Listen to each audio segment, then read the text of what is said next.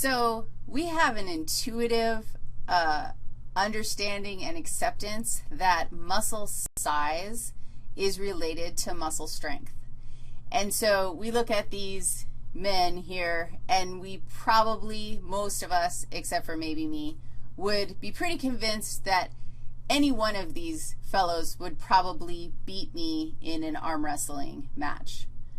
I am pretty competitive and scrappy, so it might be a little bit of a battle, but unfortunately my muscles are not that big. And we know that the size of a muscle is generally associated with its strength. So the question that we would ask is, why do muscles get big? And, like, you can change how big your muscles are.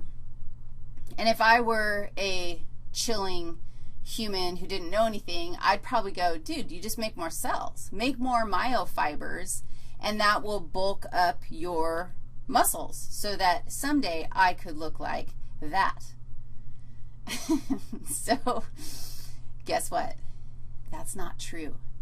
When you are born out of your awesome mama's belly, you have all the myofibers that you're ever going to have. Now, I had a conversation with actually 2 different classes this week. Why? I guess we're all talking about muscles, regarding my small 10-year-old son. And I made the assertion that my small 10-year-old son will never be a buff stud. Like, it just isn't going to happen. And my students were like, dude, you're the meanest mom on the planet. How can you say stuff like that? That's terrible. And I was like, I'm not being mean. Like, it's the way it is. And when we look at muscle anatomy, we realize that, yeah, there are some people who are born with more muscle fibers than other people. So if one human cannot grow more muscle cells in their muscle, but obviously, holy crud, we can grow our muscles to be bigger, and even my little slime who can't ever look like that without some chemical assistance, which we all know we'll try to avoid, even he can make his little muscles bigger if he works them out. So how do they get bigger? Well, let's go figure that out. Muscle fibers get bigger in diameter when they add myofibrils. Look, let's write that down right here. To increase muscle size, and we associate muscle size with muscle strength, and we'll talk about why that is in a second. To increase muscle size, we increase myofibrils. Myofibrils. Do I do that every time I write the word myofibril? This is a myofibril. Here's another one. Here's another one. And those are the protein bundles that are found inside a cell. Remember my little analogy here of spaghetti noodles from the last lecture, whatever I'm doing right now, nobody knows. Remember how the organization of my thick and thin filaments gives me this stripy look. Each one of these pieces of spaghetti that I have colored on, that was such a fun activity, each one of them is a bundle of myofilaments. So this is one myofibril. And do you agree that if I take this myofibril and I add another myofibril, look, I got another one. Look what just happened to my diameter of my muscle. It got huge. How'd that happen? Wow, that's because protein synthesis. Eat your protein after you work out. Your muscles will respond to, holy crap, you're lifting all this massive weight, and we need to get bigger. We need to respond to that and get bigger. So we're going to build more myofibrils. Now, if you think about it, myofibrils are just proteins, myofilaments, so we're adding more myofilaments as well. But are we adding more muscle cells? No.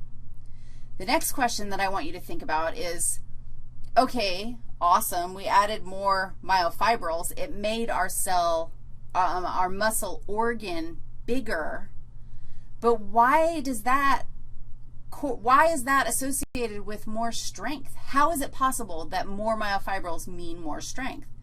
Well, to get there, we need to remind ourselves about how the myofilaments are overlapping each other and how they're actually set up inside the myofibril. And remember that our thick filaments here, these purple things, have all those little heads, and the heads grab a hold of the thin filaments and pull the Z lines in my sarcomere, pull the Z lines closer together and shorten the muscle. Now think about this a second. If you had more myosin heads, if you had more contractile proteins to grab actin and pull, grab the thin filaments and shorten the sarcomere, the more myosin that you have doing that, the stronger, the more tension you can generate by that muscle, the stronger the muscle is going to be, the heavier things you can pick up. If you think about adding in more and more and more, it's almost like adding in more people in a tug-of-war battle.